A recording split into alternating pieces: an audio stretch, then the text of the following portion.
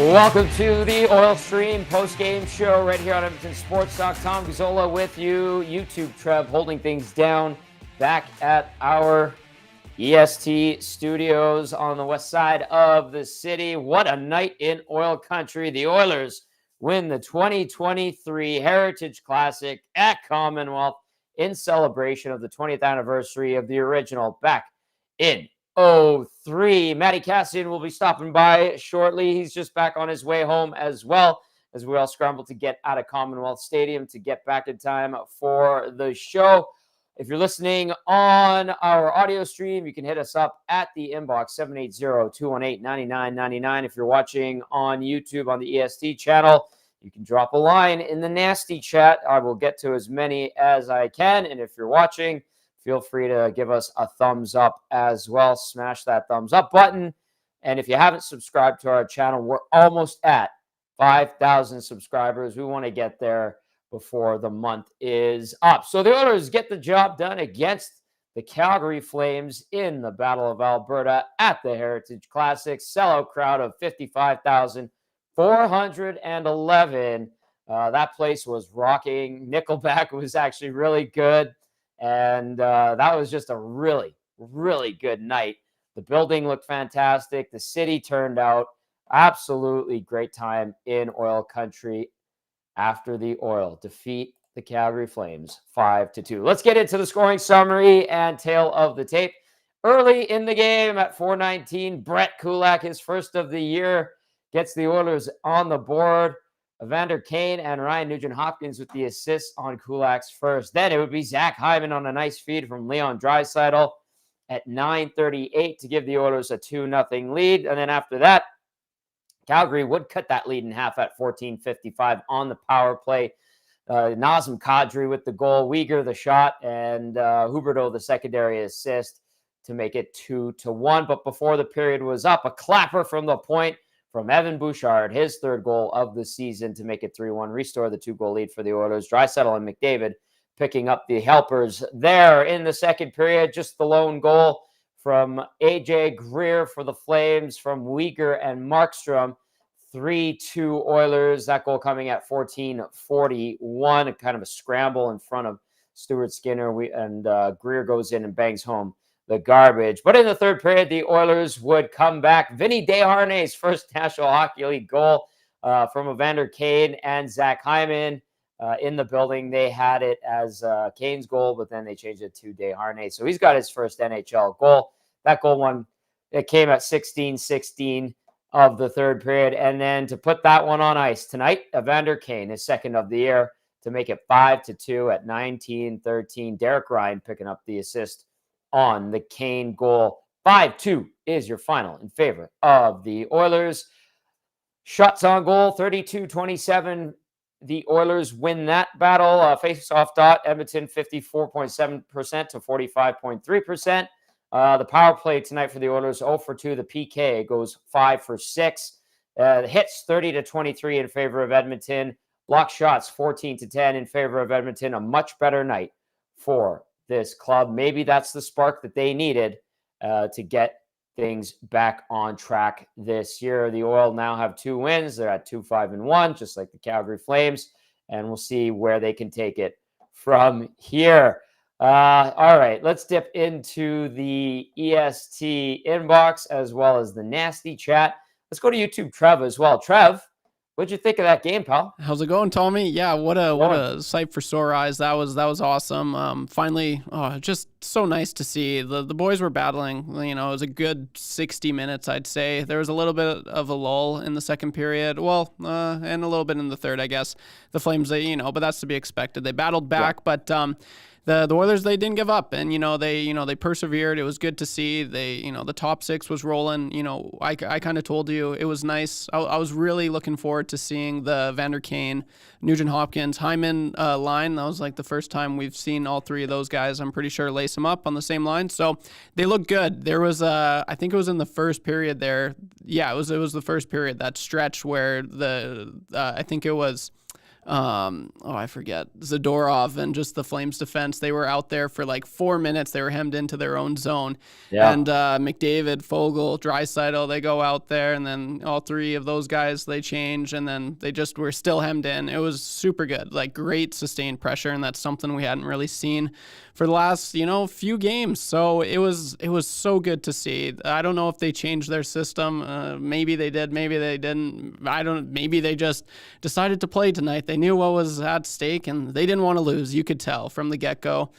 Stu played great, just all around. Vinny, I was so happy. Like that's awesome. It's good for Vinny, right? Like I don't even think he realized. It kind of looked like Kaner when they were celebrating. He was like, "Let's go, let's go." So I hope I'm looking at the chat now. A lot of people are saying, "I hope Vinny got the puck," because he deserves that. All around, just a great win. Good effort from pretty well everyone. I'm pumped, Tommy. I'm pumped. Yeah, I can tell. A lot of people were 55,411 pretty happy campers tonight leaving Commonwealth. Although there was a good turnout from Flames fans too, I will say. Not a ton of them, mostly Oilers jerseys, but just a really good night. The atmosphere in there was fantastic. And the Oilers put the cherry on top with the win. Let's go into the nasty chat here. Penner's Pancake says, Kane had a good game. Fogle had some good looks. PK still needs some work, but overall, solid effort with a bunch of thumbs up emojis. The Wolf says, much better. Vinny, we Winnie. Jerry says, man of the match, Evander Kane. The Wolf also backs it up, says Kane, #1 star. VR Montenegro says, woo. Dr. Gonzo says, play La Bamba, baby. That is some of what's going on in the nasty chat right now. The EST turning point. I like that, Dr. Gonzo. Maybe we're onto something there with the EST turning point. Eden texts in to our inbox 780-218-9999. It says, most important part of the win was Skinner. There was no need for any big saves, just steady goaltending. Yeah, they didn't give up anything egregiously bad in front of Stuart Skinner. They minimized the 10 bell opportunities Calgary tried to force or produce and create. And what did it lead to? Well, 5-2 win. All right. This one from Justin says, Tommy, that's a better game for the Oilers. They can build on that. Super great day. My U9 Fort Sask Rangers played a great game, and my kid got one of the Player of the Game awards. I love the show. That's from Justin. Justin, good to hear from you. Thanks for texting in. Brad from Crossfield says, Kane was the best player on the ice tonight. Noticed him every shift. He was getting juicy. Who stood out to you guys? Definitely Kane deserves a lot of attention. His motor was running the whole night, so I'm going to back you up on that one, Brad.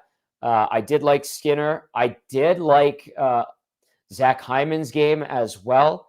Who else was good? I thought Connor Brown finally started to have some decent looks. I thought he was starting to move and trying to make things happen. So I didn't think it was particularly amazing or anything like that, but I saw some little things that are maybe showing some life in Connor Brown's game.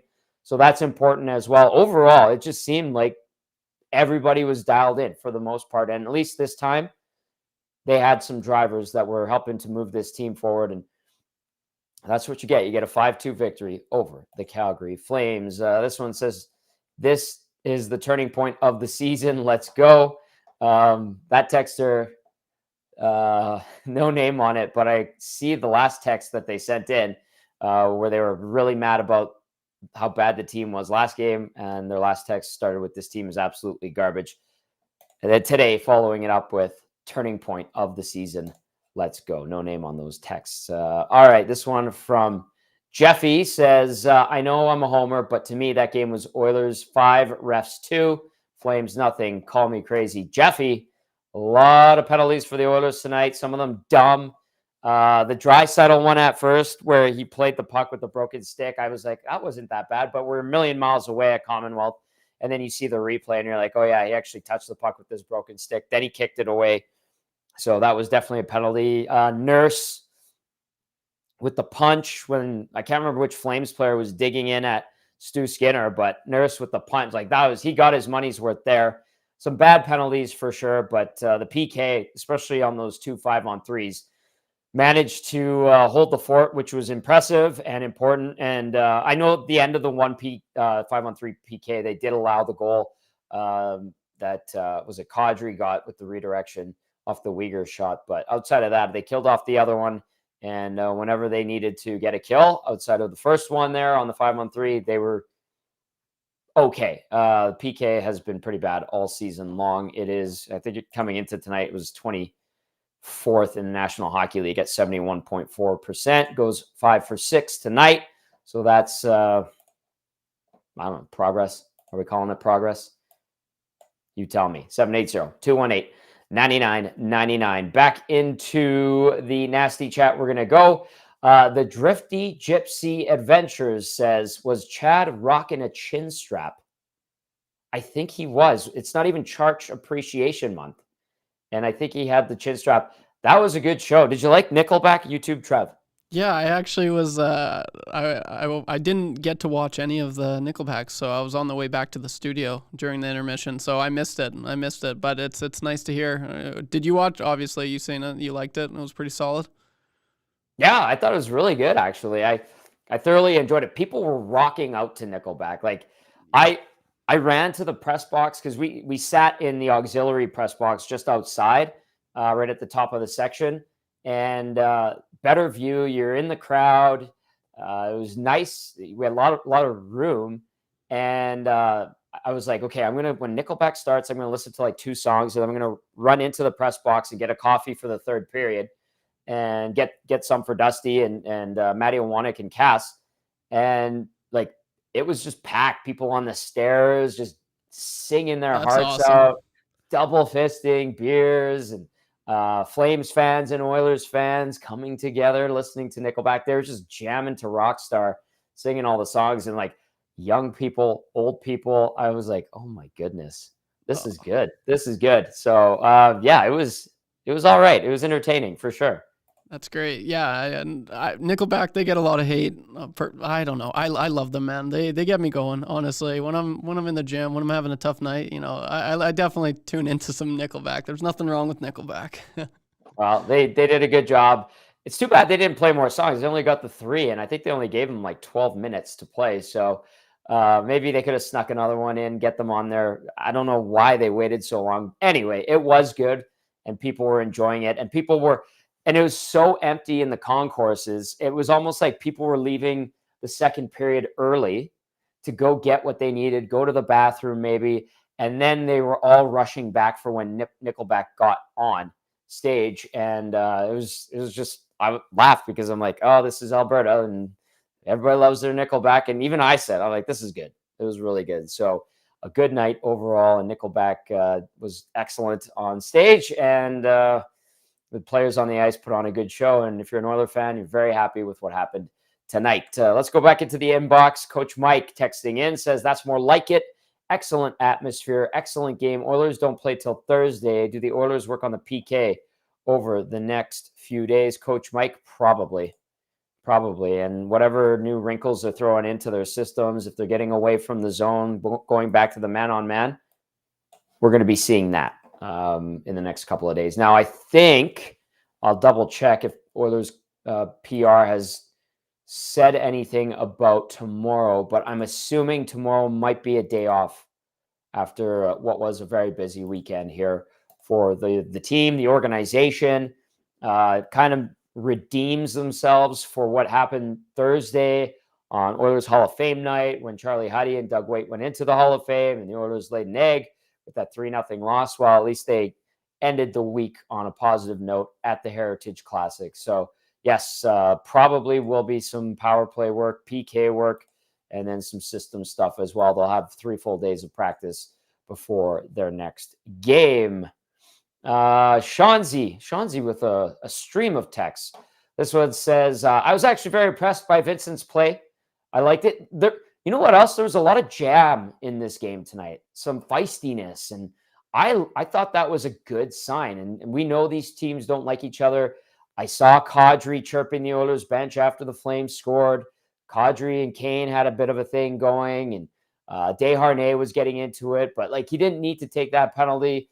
The CC penalty I didn't think was particularly great, but I did appreciate them playing tougher hockey, if you know what I mean. So that to me was a good sign, but there was a little bit of jam in there as well. And then Chauncey says, nice to see Kane finally get off the schneid.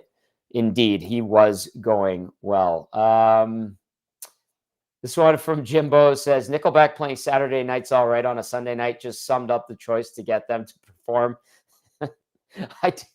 Jimbo, I'm not going to lie. I was thinking the same thing.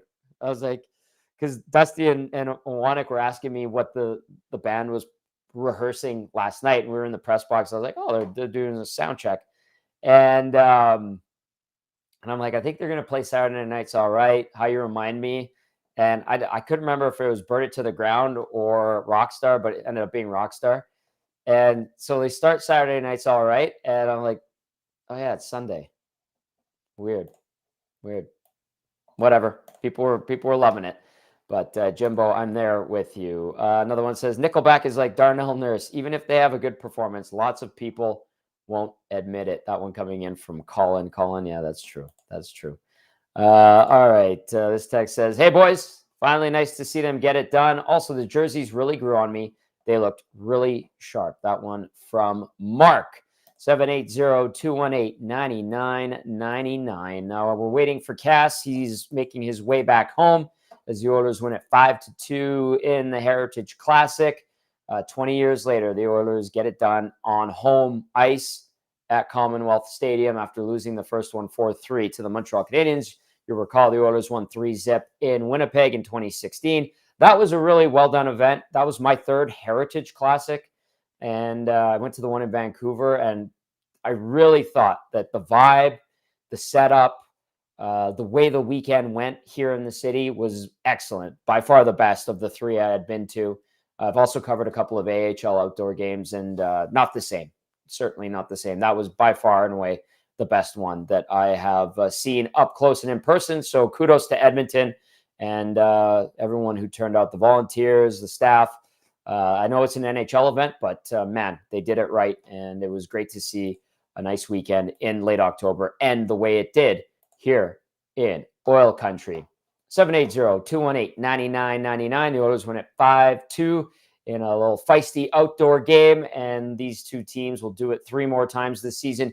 You will see the Heritage Classic jerseys twice more when the Oilers and the Flames lock horns again. They have the schedule for them. The Flames put it out in their PR notes. They will wear them again January 20th in Calgary, and they'll wear them February 24th here in Edmonton. So we'll see that uniform combination go toe-to-toe a couple more times. Dawson texts in the nasty chat, says, shout out to Tommy and Dusty for cool bet card from last year at the Oil Stream. 50 bet on parlay of Leon over 1.5 points. Bouchard and power play points, assists, cash in 150. All right. Well, you want some money, Dawson. Glad to hear it. Happy to see that. This one from Peter says, what's the plan with Broberg here? Vincent was good tonight, but it seems Woodcroft is very reluctant to play Broberg. Is it worth keeping him to only play him 7 to 9 minutes a night? Peter, the answer is no. I know Cass is going to join us right away here, but the answer would be no. You need him to develop, but this is not a development league. They're in a pickle, and it's going to be a rotation between those two, but you do need Broberg playing, and at some point he's going to have to take the bull by the horns and start running with it. But it's, as far as we know and have been told, there'll be a rotation between those two. They went 11-7 tonight because Matthias Janmark couldn't go.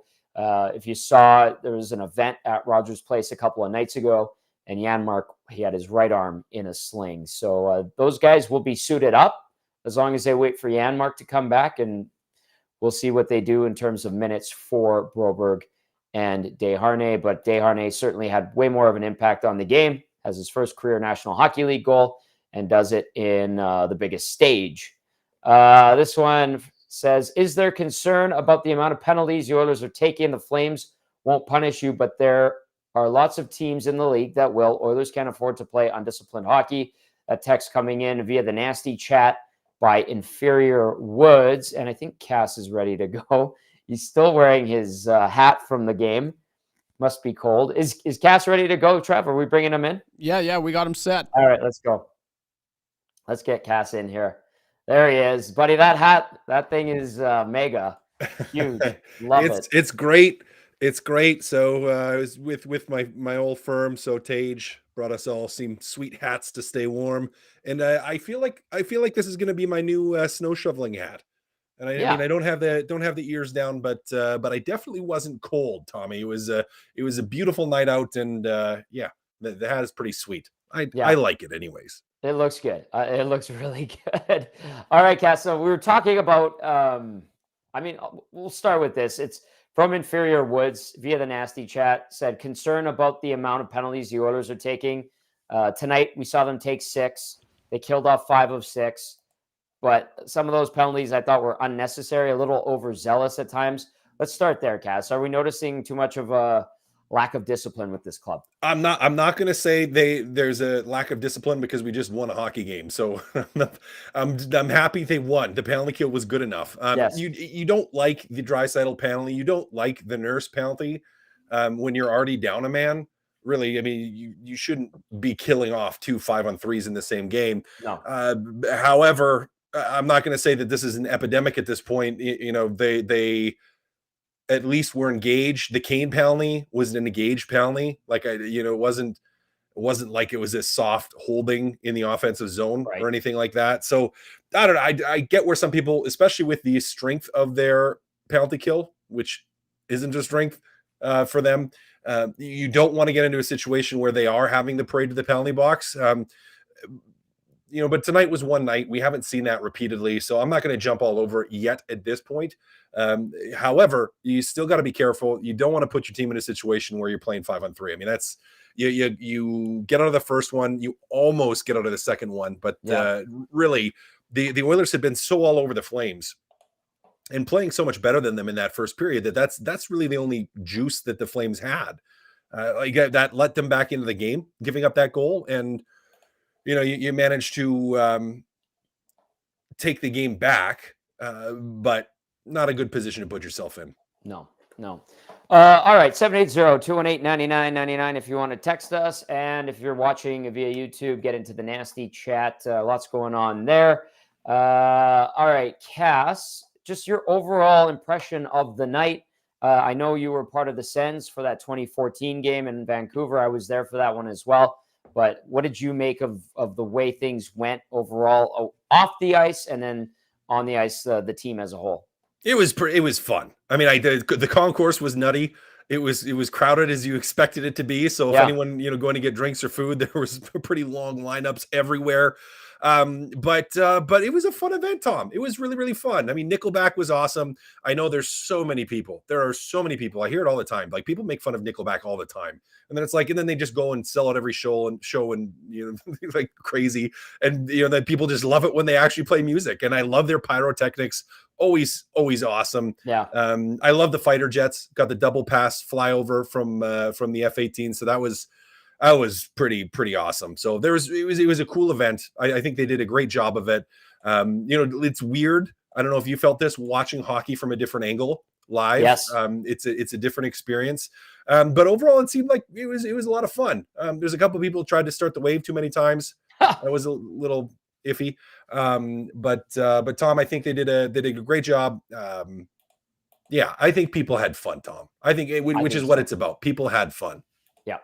I'm glad you remembered the guy that tried to start the wave. Dusty got video of him. I don't know if he posted it or not, but how many he tried like 10 times. It was more than that. It was like for a good 5 minutes. And he whistled every time too. So he's like whistling and he like tried to whistle and then do a countdown. And you were just like, dude, like it didn't take after like number 5. Yeah.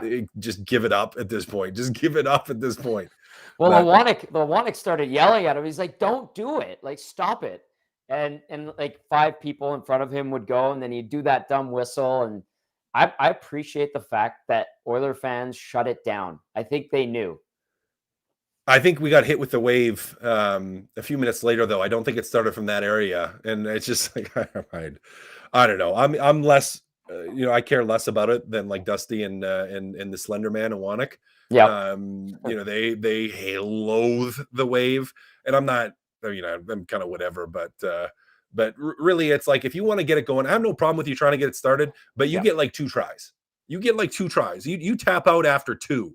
If it's not taken up after 2 tries, like just give it up. Well, got shut down tonight. But like you said, if there was another one after we left, then anyway, the Oilers get the job done. They win it 5-2.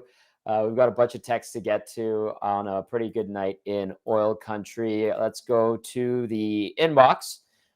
This one from Jeffy says, nice to see Stu have a solid game. Look steady under the big lights. Must give him and the boys confidence when he plays. Cass, what did you make of the Oilers and Jay Woodcroft going to Stu Skinner for this game tonight?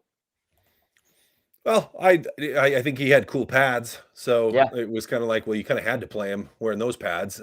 Hey, listen, I like the move. I think maybe they went with, not that Campbell doesn't have energy, but with a guy that's got some energy. In Stuart Skinner, I mean, you go to a young guy that maybe is going to revel in that moment, playing his first Heritage Classic, first outdoor game. Not again that Campbell wouldn't, but you're going to a young guy, and long term he is probably going to be your goalie, so you're giving him the reins for the game. Again, I've no issue with it at all. And you know what, he had a solid game, really solid game. Didn't have to do anything spectacular, but made the saves he needed to make, and was there in the third when Calgary made a push, and played a really solid night.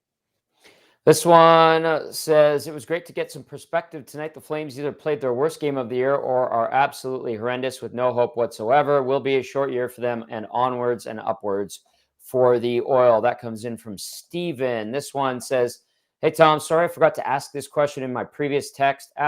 Maybe a question for Cass. Why did Kane take credit for Vinny's goal? I know goals get changed all the time, but Kane went through the post goal line first. Players know if they touched it. Maybe something to the problematic Kane rumors that came out a couple of weeks ago. That's from Al. Cass, what would you say to that one? Well, I mean, I'd have to watch the replay again. He was in contact with one of the Flames players, and so it could have been a stick that he maybe thought he touched it. It looked like it changed direction. I mean, it's a tough one to call. Again, would have to watch it again, really slow it down. Now, if he knew he didn't touch it and he went through the line, I mean, it's kind of dumb. Especially with a guy where it's his first NHL goal. At the end of the day, though, even with that, is like as a player, that they're going to review it. Yeah. Because they review all of them. Everything. So he probably legitimately thought he touched it. And that happens sometimes. I've had that happen, where I did tip it and the defenseman didn't, thought they did, it was just straight in. And I mean, you just get it figured out later. So I don't think Vinny probably cares that much. I think he's just happy that he put one in, and for him, first NHL goal, which is amazing and a pretty cool environment to do it. I mean, how's that story for your kids and grandkids about your first NHL goal? I mean, you're going to remember it, your first, and even more so just being outdoors at the Heritage Classic, the 20-year anniversary for Vinny Desharnais is a pretty sweet moment. So I don't know. I don't put a lot of stock or take it as a sign of anything. And really, Tommy, and you mentioned it earlier on the show, well, I was just getting set up here. Like, I thought Evander Kane had by far and away his best game of the year. Yes. Far and away his best game of the year. Like, he actually had some legs tonight, and that line looked pretty good. It really did. Okay. This came up on the pregame show. There was some talk, somebody had texted in that John Shannon had mentioned that the Oilers were going to be ditching their zone system and going to the man-on-man. So Al actually had another question earlier. He said, I mentioned that a system is only as good as the people who play it. Cass argued the system's fine. Turns out reverting back to their old system, the team looked much better. Box plus one is a system for D-men that can read and react quickly, forwards as well. Oilers are just not built that way. Good to see Woody scrap it. Great game. Skinner looked good. Bouchard looked good. Fans were awesome. That was Al's other question. The change in system, did you notice it? No, like it and maybe it was, but again, it didn't look any different. Yeah. Tom, it didn't look any different. And maybe you do scrap it, and maybe they did scrap it. I don't know yet. They're probably going to hear about that post game. I'm sure in the press conference it'll pop up as a question, or it should, with Jay Woodcroft, because again, to me, it didn't look any different. They just actually played. And maybe scrapping it and changing back to the way it were, if well, because they did make some changes to it, maybe that just allows for part of that mental reset, where for players it's kind of like, okay, like let's just get back to how we were playing last year. We're not playing good this year. We're not playing good this year. Let's just get back to what we were doing last year. We felt better last year. We played better last year. And so reverting it and getting away from it, it's not even necessarily like you're going to blame it, but it almost allows for an opportunity to reset mentally going into it, which I mean, maybe it works. They look better tonight. How much of it was the Flames just being a bad team, because they're off to a terrible start? They've struggled. Yeah, man, I mean, like the Oilers, they have struggled, really struggled to find their game. Huberdeau not doing much out there for a player that you would hope without Sutter coaching that would have a resurgence. Yeah, I mean, it was a group that I thought Calgary was going to be much better this year and much better tonight than they were, but just couldn't get a ton of momentum 5-on-5, and their power play didn't look great either. For the 5-on-3s, aside from the goal, it wasn't like they were challenging that much. Like they didn't have a ton of grade A chances out of those, aside from the one goal. All right, back to the inbox we go. If you want to get a message in, you want to ask Cass something, 780-218-9999. Dirty Curdy says, won the trench warfare and avoided disaster on the penalty parade. 1 W at a time. Dirty Curdy with a short, sweet, and simple breakdown for tonight's Oilers 5-2 victory in the Heritage Classic. This one says, is the deal with Connor Brown that if he plays 10 games this year, he will be a $3 million cap hit next year with no points to show yet? I think that is a big and expensive gamble. Just saying. Yes, there's going to be, I believe it affects next year's cap with his bonus. And I don't think they're getting rid of him. They only have 21 players on the roster, but that is something that has come up. Cass, I think they're just hoping that he comes around. And I thought he played better tonight. He had some better touches with the puck. Nothing spectacular, but seemed to have a little jump. Did you notice anything about Connor Brown, Cass? About the same as you, where he just looked okay. Like he didn't look bad. Right. So which is a positive thing. I mean, it is a positive thing for a guy, and it is tough, even with a long exhibition season, to miss basically an entire year and then to step back into it and to find ways to produce. So hopefully, he's able to watch some of his clips tonight to build on a few small things. And start building some momentum for him, because I would agree he was better tonight. His touches look better. Looked a little more confident with the puck, and it was an all right night for him, which is good. I'm happy with it. Yeah. I started laughing because I just read this text from iMac. I'm just gonna read it, and I don't know if we even have to say anything, but it's kind of funny. Holy crap, boys! I just watched the Leon scrum. Is it me, or do we have the least attractive media? Or what? Dudes look like chewed caramels. Where's TG? Anyway, great job. And phew, iMac. Not everyone's a gel caramels. Yeah. I like it. Hontorio Momes says I look like I should be selling crypto. Definitely not. No crypto for Cass. Nope. All right. This one says Neil, it comes in from Neil via the nasty chat. The only player that I thought looked off still was Ekholm. Cass, the second Flames goal, it was him and Nurse that kind of let the Flames kind of break through, and then the rebound goes in that Greer banged home. See anything with Ekholm that you could be like, Yeah, you'd like, I think, from a body position standpoint, him to slide over a little bit to be not as. And I understand that he probably, it wasn't like he was horribly positioned on that. I mean, really, it's a difference of 6 or 7 inches again, which oftentimes is the difference. And you ask a lot of people, 6 or 7 inches makes a difference. Yeah, I mean, he still, I would say, he doesn't look quite like the Ekholm of last year yet. Right.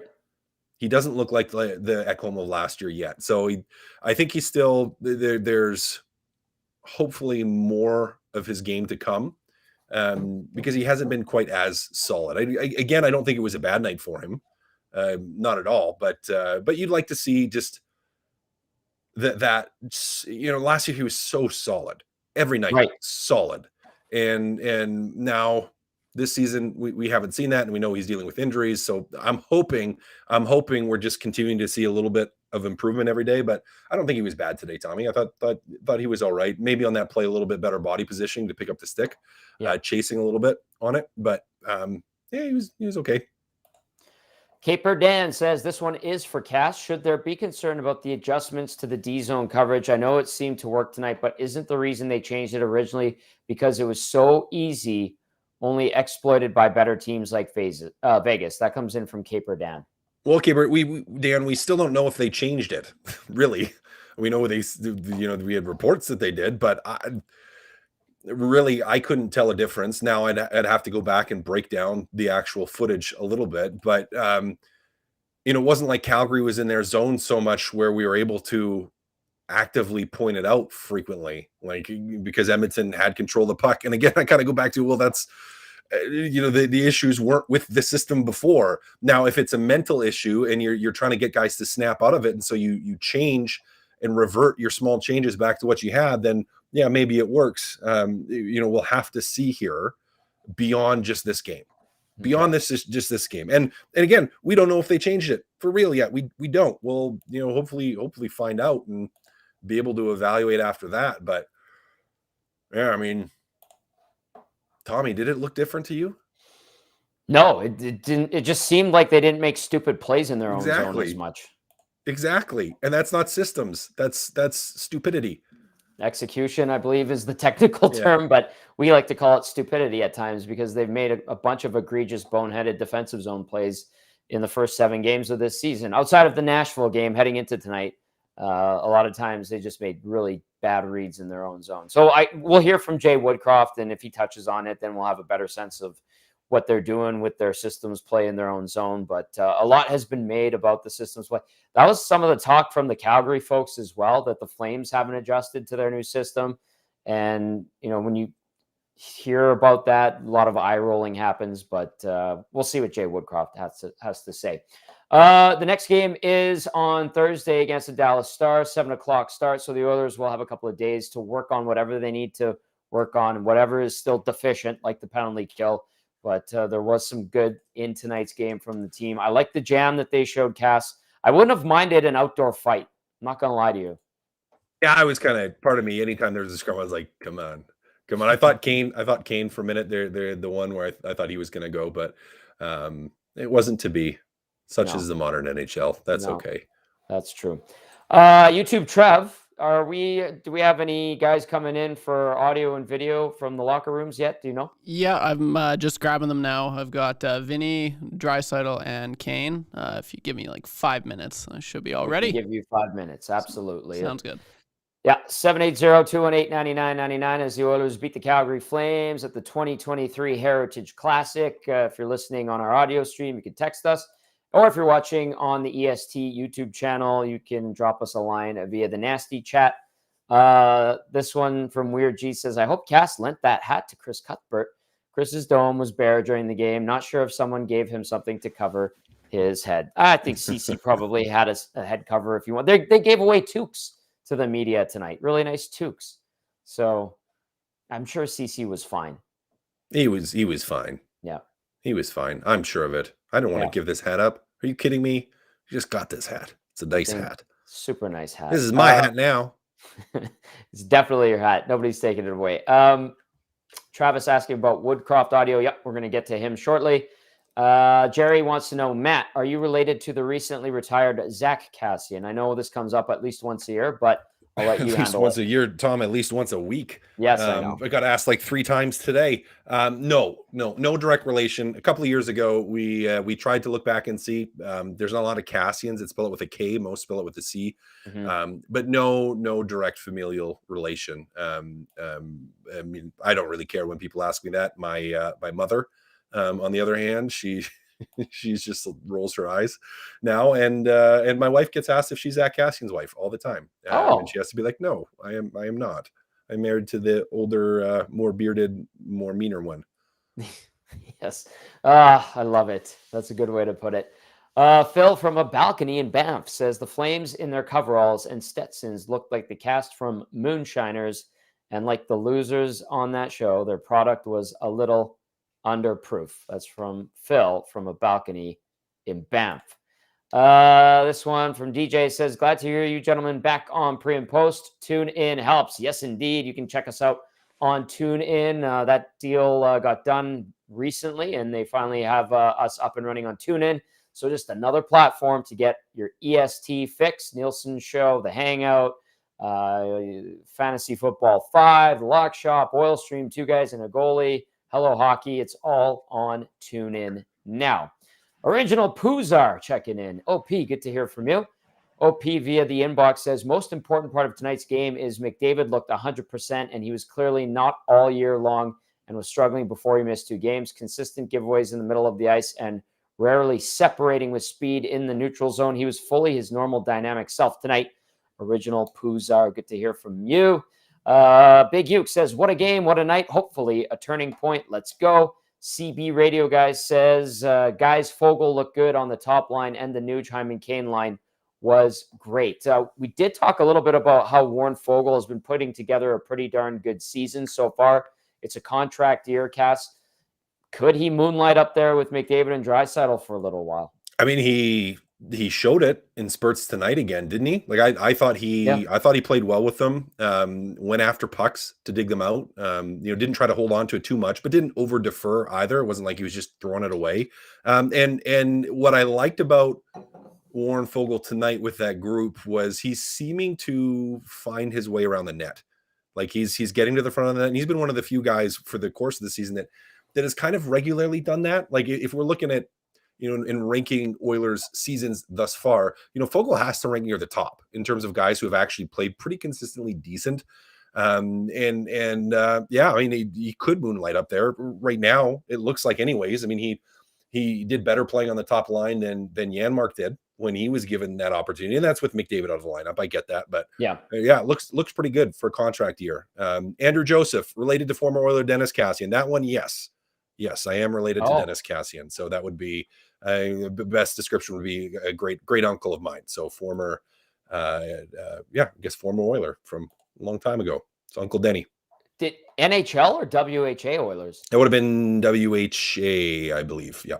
Oh, cool. There you go. That's a neat connection. All right, let's go into the nasty chat. This is kind of funny. Ryan Corky says, TG, did you touch on how you got home so fast from the game? Rocket scooter? Yeah, I hopped on a scooter. People were like, you're crazy. And I'm like, you beat the traffic. But we take the scooters from Commonwealth during the football season to downtown, and it goes so quick. Cass, I have a route that's like so fast, and that's how I got back on the scooter tonight when we left together. It worked. But you made good time too as well. What did you do? Did you have to drive? I did the LRT and then drive. Yeah. Oh, okay. That's funny. Yes, I took the scooter. So if you saw a dork in a suit jacket and tie on a scooter, yeah, that was me. Yeah, nice dress. Perfect riding shoes too. Yeah, those dress shoes. Yeah. Hey, Tommy, you know what? You were stylish. At least, hey, no one messaged in and said I saw this, guy that looked like a chewed up piece of caramel on a scooter ripping back downtown. So that's a good thing. That's true. I'll take that. This one says, Tommy, you guys are killing it. Finally have a chance to get on the chat rather than listening a day late. Love your guys' analysis. Thank you. That's Harbuk Sekon. Thank you. Really appreciate that. And there was one more. Oh, Less Sweet with a funny one says, I heard there was a fight between Bob Stauffer and an energy drink vending machine. Yes, Stauf loves his Rockstar energy drinks. He was singing Rockstar. I was going to say, he's holding that thing up high during Nickelback. Forget holding your phone or a lighter. He had his Rockstar while he was singing along. Okay, that's what I wanted to say. So when I got off the scooter in the plaza at Ice District, this really drunk Oiler fan just like hopped on it right after I turned it off, and he tried going and he didn't go anywhere. And I was like, oh, it's too bad for you, buddy. And he looked slammed, Cass. Like he was in bad shape, but the guy was huge. He was even bigger than you. I'm like, I'm not even going to say anything to this guy. Oh boy. Yeah. So, all right. YouTube Trev, did we get any audio and video that we could get to? Yeah, we've got Vinny, Leon Draisaitl, and Vander Kane already. All right, let's do it. Let's. I'm curious to hear what Vinny has to say. One of the newest goal scorers in the NHL. So here is Vinny Desharnais. So we thought it was him at first. Like he didn't know. He told me, he said, I'm not sure. And after he got out of the box, he came to me and said, hey, like it's yours. But no one really knew it was my first one. I don't know how they didn't know that. But it's a pretty cool environment to get your first goal, and especially like this game was very important for us. And I'm very happy we got 2 points out of this one. Hey, well, I don't think it left my stick really top shelf, but hey, whatever works. When you guys you've had some dips with the lead, and you did a little bit tonight too, but you guys pushed back with that goal. You were excited when that went in. You know what that moment meant for your group to push back. Yeah, well, I think it's kind of been something we wanted to work on. We've had some good some momentum, some good periods, but we were not able to put a full 60 together. And I knew that goal was big, and whoever scored it, I didn't really care. I just want to win tonight, and I think this is a big win for us. I don't care. I don't care about that. I threw my arms in the air when we won after the full 60. I don't care about the rest. Yeah, the puck is right here. Yeah. They found it. They tracked it down and found it. Yeah. When did you know? Well, Kaner came to see me and he said, "Hey, I think it's yours," but I wasn't really sure. And then after the game, a couple, Jamie came to see me, Mazer came to see me, and they were all excited for me. And that's how I kind of realized, I was like, "Oh, I just scored my first goal. Like, it's pretty cool." There's been a lot of talk about you guys putting in a full 60-minute effort. Yeah. Do you feel like you guys were able to do that here tonight? Yeah. I think we did. I think Calgary's a good team, very intense. They worked very hard. So, I mean, we knew they were going to push back, and I think I'm happy the way we responded. We didn't drop our shoulders or put our heads down, and we just kept working. We stuck with it, and we got 2 points out of it. All right, there's Vinny Desharnais, the goal scorer, pretty happy and excited, like sincere exuberance when I love how he told the story, Cass. Like, I was laughing at that. And it also cleans up some of the questions that were asked earlier about, did Kane take it away? Did he know? I like. Yeah, he wasn't trying to take it away. Like, he just legitimately thought he may have got it, and then went to Desharnais and was like, "Hey, man, that might be yours." Like, I don't know for sure. And it was in Desharnais. He doesn't care. He doesn't care. He's just excited to be a part of it. That was awesome. I love seeing just the joy on his face in that interview. That was great. I love that. And them tracking down the puck too. That's pretty cool. Yep. He goes, "Oh, it's right here. Look." I thought that was hilarious. And a great line, another great line from Vinny Desharnais was, "I put my hands in the air when we won the game." Fair point. Fair point. Touche. So there you go. Vinny Desharnais, first NHL goal, does it on a big stage. Helps the Oilers to the 5-2 win over the Calgary Flames at the Heritage Classic. And any confusion or concern, I think he cleared up quite nicely there with that goal and the explanation. All right, let's get to some more audio. Who's up next, YouTube, Trev? We've got number 29, Leon Draisaitl, coming at you hot. Yeah, it was big. Felt really good. That's more the hockey that we expect out of ourselves, right? So throughout the entire lineup, I thought we were really, really good. That's the way we play, and obviously this night with everything around it makes it more special. Was this the Oilers rising to the occasion, or maybe the occasion lifting the Oilers? It's probably a little bit of both. This was a big game for either side. Both teams not off to a great start, so this could be a little bit of a Kickstarter. But it's only one game. But it's definitely nice to do it in front of all our fans at home here, and get the 2 points. What was the spectacle like? Was it what you expected? Was there anything that took you by surprise? No, it was all in all just great. I think all in all just a great night. Again, the 2 points, the win obviously make it a lot better, but just to everyone that set this up, great job, amazing job. I thought it was a very successful night. Do you ever have a moment to just kind of look around, or are you just so game focused that you don't kind of have that opportunity? Yeah, I think in warm-ups you take your time and pick everything apart a little bit and enjoy it probably more so than the 60 minutes. But again, all in all, again, these nights don't happen every night, right? So very special for all of us. Very special for everyone to have family in town too, for them to see it. Say that this is maybe like a springboard for you guys. Do you see it that way? I mean, time will tell. Like I said, it could be, but we can't fall back into what we did the last couple of weeks. This is a big win for us, big night, but it's only one game. We got some catching up to do right now. So we'll celebrate tonight and then get ready for the next game. There's a lot of talk about you guys playing a full 60 minutes, all that sort of a thing. Do you feel like you guys were able to do that today? Yeah, for the most part, I thought we did. They pushed a little bit in the second there. We weren't as clean with the puck, but I thought our third was exceptional, really good. Didn't give up much. Kept playing forward, and so yeah, pretty complete effort.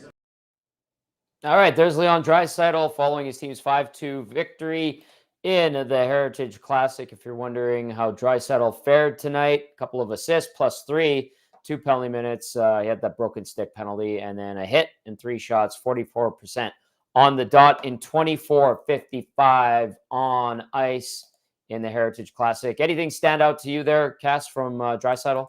Not overly. I mean, I think it's true what he said, that they played their closest to a complete game that we've seen them play thus far, which is good from, kind of the beginning to the end. There wasn't any major lulls for a long time. And yeah, I mean, obviously it sates a little bit of the appetite for a win, but they still have more to prove. So I kind of agree with everything he said. Yeah. And he did admit to the kick starting the season type of thing. So it's obviously on their minds, and they get the job done tonight. The third period was strong for them. It didn't really seem like Calgary had a ton of opportunities in that final frame. No, when you knew they were going to push, and any opportunities they did have, Stuart Skinner played well and was able to, keep rebounds clear of the front of the net and stand solid. So yeah, it was the closest to a complete game we've seen from the Edmonton Oilers thus far this year. All right, we do have Evander Kane that we can get to. YouTube, Trev, you want to do that? Yeah, let's give it a go. Here is Evander Kane. Nobody realized it was his first goal, so hopefully we got the puck for him. What did you think of the last game? Ryan Nugent-Hopkins, Zach Hyman really defined how, frustrated and said that they vowed, Sunday would be much better. How close do you guys feel like that was to your best game? Yeah, I thought we got back to kind of our foundation of how we like to play and how we need to play. I thought we skated really well tonight. I thought we were physical. And like I said, we got pucks and bodies tonight. You look at the goals we scored, every single one of them is around their blue paint or creating havoc around their blue paint. So that's the recipe for success for our group. You feel like last. We do it again on Thursday night. That third period, probably the best third period you guys have played this year. What was different about it, and how did you guys kind of approach that third period? Yeah, I mean, it's easy to look back at kind of our first 7 games and see how we've played through them, and we wanted to get back to the type of team we are, and we know we're a good team in every period. And 3-2 going into third period is a spot we envision ourselves in a lot of the time, and we need to understand how we need to play, and I thought we did a great job of that tonight. There you go. There's Evander Kane on his team's 5-2 win. Kane having himself a nice night, motivated, playing well, goal and 2 assists. 3-point night for Kane, +3. Also chipped in with a couple of hits, actually 6 hits, Cass, 6 shots as well. 20-32 time on ice. And I thought he was one of the best players on the ice between both teams. So no issues or animosity between Desharnais and Kane, and people asking, well, did he steal his goal or anything like that? And he follows up part of the conversation, Cass, by saying we do it again on Thursday. Yep. And that really is it. I mean, looking forward to the Dallas Stars. I mean, you got to do it all over again. I mean, it was wonderful to get a win, wonderful to get a win in the Heritage Classic with that many fans there in a fun environment, but it's right back to business here. Absolutely right back to business. I mean, I think you're playing a Dallas team that is much better than the Calgary Flames that, maybe hasn't reached their goal scoring potential for the year, but plays really, really tough defense, gets some good goaltending. And, I think they might be first in the league in their PK. No, not first, but they're up there. Okay. So really, really good penalty kill too, and a team that's going to play you hard. Guys like Heiskanen that have, I think, the capacity to slow down McDavid when McDavid's having a night. So it's going to be a challenge, a bigger challenge than the Calgary Flames, and a huge opportunity for the Edmonton Oilers to build. Cass, they do have the day off tomorrow. That comes down from Oilers PR. So they have a couple of days of practice. Obviously, Tuesday and Wednesday before that game against the Stars at home. What do you think Coach Woodcroft and the team works on for those couple of practice days? Well, it all depends on if they have a new system again or not. We'll see. Listen, you're going to keep working on the things you've been working on. I think you still, as a team, need to continue to work on rush chances against, on sort outs coming back into your own end. To me, that's your area of focus still continuing, because I think that's still an area that, was better tonight, but Calgary didn't press you that hard in that regard. So you want to continue to work on it. All right. Cass, excellent stuff as always. The hat, almost as good as your performance on the post-game show. Job well done, and we'll talk to you on Thursday. Thank you, sir. I'm just trying to keep up with you with my fashion. No, come on. You look great. Great to see you tonight, pal. We'll talk to you on Thursday. Sounds good.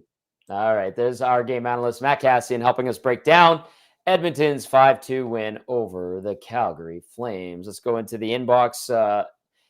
YouTube Trev, let me know when we do have Jay Woodcroft. I'm not sure where we're at with the timing of that, but I'll get to some texts first, and then we'll see where we're at. Do you know if we have him yet? No, he has not been. They have not uploaded that, but they did just upload Zachary Hyman and Connor McDavid, so I'm working on that for you. Oh, okay. Well, let's get to some texts, and then when you're ready, just let us know, and we'll go right to those two. Sounds good. And hear from them. Okay. This text comes in to the inbox, 780-218-9999, and it's from Garrett from Victoria. Any insight into Coffey's seemingly more noticeable role with the team? Is this foreshadowing for Holland's replacement when he retires? That one is from Garrett. Garrett, I can tell you that Paul Coffey has taken on significantly more, and his role is certainly increased. He's very important in the organization. He's not just an advisor anymore. He's got his hands on a lot of aspects within the team. He's right up there working with Jeff Jackson. I can tell you that. And I knew that back in the summer. So I don't know if that necessarily means he becomes the GM if he wants that job, but he's got his hands in there, and he is a major part of Oilers hockey ops for sure. So when they announced Jeff Jackson as CEO, they had like one little line in the press release about Paul Coffey taking on a bigger role. So they kind of slid it in there under the radar a little bit. But yeah, Garrett, he is definitely taking on a more prominent role within the organization. That I can tell you with 100% certainty. Babbage Stash, good to hear from Babbage Stash. What a time, boys. Not even cold. The boys got her done. All the fans had a time. Let's go, Oil. Babbage Stash, yeah, great vibe. Great vibe in the arena or stadium tonight for the Heritage Classic. Razor, is Matt Kassian's hat muskrat fur or beaver?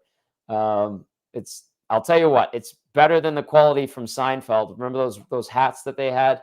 I think it was Kramer, and I can't remember if it was Lomez. They were running some kind of hat ring, and it was like rat hats or rat hide, something like that. But the one Cass was rocking tonight was great. This one says, hello, Matt. You look like your Grandpa Ed with the Mountie fur hat. That's from Lindsay in Two Hills. I hope he saw that text, Lindsay. He was keeping track of the text line. All right, let's see. Another one. A lot of people talking about Evander Kane's "What is anyone going to do?" line. Pretty upfront, pretty honest, pretty true. This one says, what's the deal with the Pit Vipers? Is that just EK91? I hope it's some sort of team award like Inspirational Player of the Game. I'll have to look into that. I haven't noticed that, but Pat Maroon's bib, I will see what that's all about. Do you know anything about that, YouTube, Trev? No, I was kind of confused. I don't get the reference. Okay. All right. But we do have. Oh, sorry. I was just gonna say we do have McDavid and Hyman ready when you are. I just want to read this one from Ryan. It says, TG, if you want to get around the city safer and more comfortable than Lime, check out Roadrunner scooters. They are unreal. All right. Noted, Ryan. All right. Who do we have ready to go? This is Zach Hyman and Connor McDavid. All right. Maybe just first start with a thought on the spectacle of the whole thing, what it was like to play in front of that many people, and when you scored, what it felt like, the crowd on the bench there. And... Yeah, really fun. Such a unique experience. One that only, you maybe get to experience, once or twice if you're lucky. So just trying to soak it all in. Obviously, it was a big win for our group. We needed it. This was a big game for us if it was indoors or outdoors. So for us to get a win in front of all of our fans with the big spectacle, it just made it even better. Zach, what did you like about the way your team played, in that third period where it was kind of that moment where could have gone either way and you guys really seemed to grab it and push back? Yeah, I think they made a strong push in the second period there, so obviously to come out in the third and to kind of weather the storm and have our own pushback was huge. I think getting that fourth goal was massive. It just kind of settles the group down, and then you just go out there and play, and then we think we had a massive penalty kill there with 7 minutes left. That really was the game, I think, there. So I think our PK played really well. Left side, fourth row. Zach, after the last game, you and Ryan Nugent-Hopkins were really kind of defiant that this game would be kind of a change for you guys. And I'm just wondering how big of a change that was, and how close do you guys feel like that was to your best game?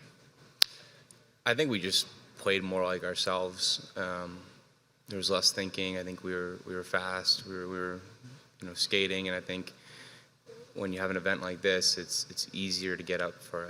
No game should be hard to get up for, and I think of late there are games where we haven't started on time or we haven't played our best. We haven't played a full 60, and I think the whole group knew that this is a game that can really spark your season, and to come out and get a win in front of our fans was just massive for us. Connor, Zach mentioned the penalty kill in his previous answer. What did you think of that group tonight? I thought it was amazing until I stepped onto the ice.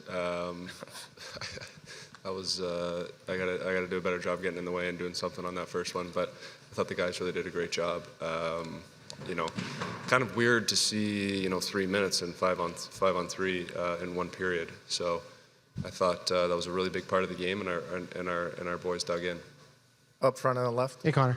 You haven't played in a week. I'm just wondering how you felt out there. And also, wondering, with the cold, were you a little concerned, like if it's a muscle issue, that, not to aggravate it, I guess? You know what? I've said this in every answer. Our staff is so good here in Edmonton, top down. Doc Naidu to TD to Hap to Sev to everybody. They're so good. I was comfortable at all points throughout the game. And Zach, I think it's 5 or 6 points in 3 outdoor games for you. What is it about playing outdoors that seems to suit you? I never thought about that. They're just fun games. I think you try to score in every game, right? You're not trying to do anything differently. But yeah, I just enjoy being out there. I enjoy the atmosphere, and maybe the game suits me a little bit. It's a little chippier, and the puck's bouncing, so everybody's on the even playing field. Stay on the left. It's Connor. Maybe you could just speak to you guys are trying to find your focus in this game, play 60 minutes and play the way you want to play, but this would be a difficult day on which to be focused. Families in town, you're finding tickets, you're doing all that stuff. Is there a lot going on around this game?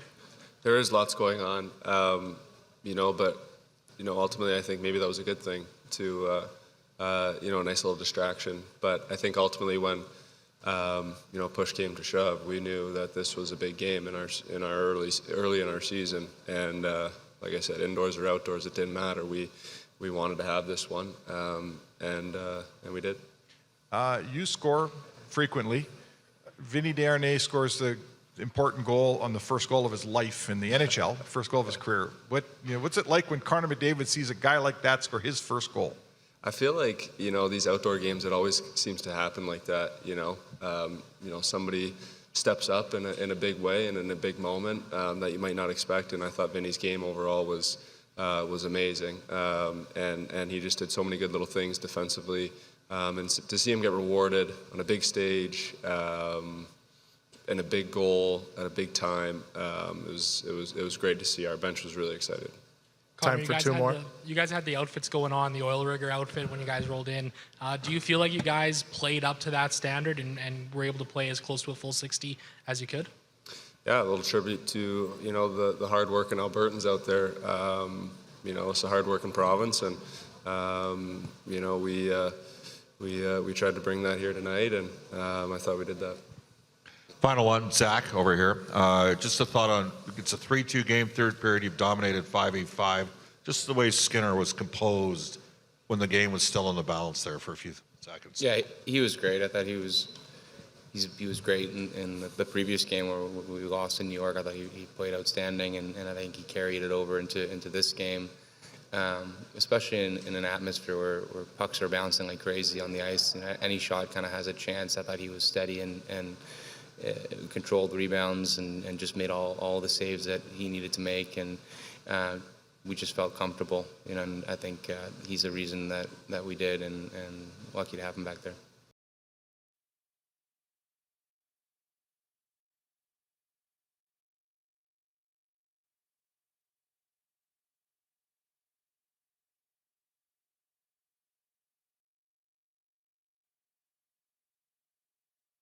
Tommy, I think you might be muted. You can hear me, Tommy? I was muted. Yes, I was. There you go. Connor McDavid and Zach Hyman. Thanks, buddy.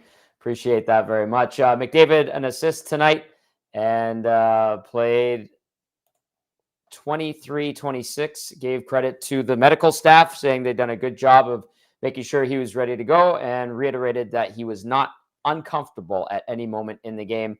Zach Hyman, by the way, a goal and an assist, +4 with a hit and 3 shots, 18-25 on the ice. And then they were giving a lot of praise, heaping praise on one Vinny Desharnais, who picked up his first NHL goal, +1, 2 penalty minutes for Desharnais, 2 hits, 1 shot, and 12:37 time on ice. And then Stuart Skinner putting together a pretty solid night, but he didn't have to face a lot of 10-bell chances, even on those 5-on-3s. Skinner making 24 saves in the process. But overall, it's a good night for the Oilers as they get the win in the Heritage Classic, improving to 2-1 in Heritage Classics outdoor games. Of course, beating the Jets 3-zip back in 2016. They did lose the inaugural one 4-3 to the Montreal Canadiens. Really nice touch to have players from both teams from that inaugural game. That was a really cool moment, I thought. The puck drop as well. And just a good night in oil country. If you have any texts that you want to get in, 780-218-9999. We'll be wrapping shortly here. Thank you for those that said I was muted. I appreciate that. Tango says the outdoor gear looks amazing. Talking to Jack Cookson and Ken at Pro-Am Sports, they said that Oilers Heritage Classic gear is just flying off the shelves. So, and they also added that it was a limited run. So once it's gone, it's gone. The Oilers and Flames will wear these uniforms 2 more times later in the season, on January 20th in Calgary, and then February 24th here in Edmonton. So really cool, nice look under the lights of the big stadium. I thought the Oilers, even the pants and gloves that people didn't really like, I thought that they blended well with the rest of the uniform, and it always helps when the team wins the game. All right, a couple more texts here. Coach Mike says the hat that I was referring to on Seinfeld was when Jerry and Kramer switched apartments. Jerry got it from Bob Sacamano. Classic episode, Coach Mike. Ah, yes, Bob Sacamano, Kramer's best friend. And then this is from Jack. Says, hey, Tom, when Janmark is healthy, can they send Janmark down for Lavoie? Cracker Jack. I know a lot of people were asking about Lavoie. They saw that fight that he had, a spirited fight down in Bakersfield. I don't think that will happen. It's just they're in such a jam right now, and they want to see Lavoie continue to do that. But Lavoie will play at some point. He will. But I think they need a guy to go on IR. Maybe Janmark's injury is bad enough that he has to go on IR. He did practice yesterday, though. So I think it's just a matter of time before we see Raphael Lavoie get his first shot in the NHL. And the fact that he's playing like that down in Bakersfield with purpose and gusto and fire shows that he wants to get that opportunity up here. And I think that's a good sign. So I'm sure it's only a matter of time before we see Raphael Lavoie up here with the big club. Now, would he be a swap for a guy like Janmark?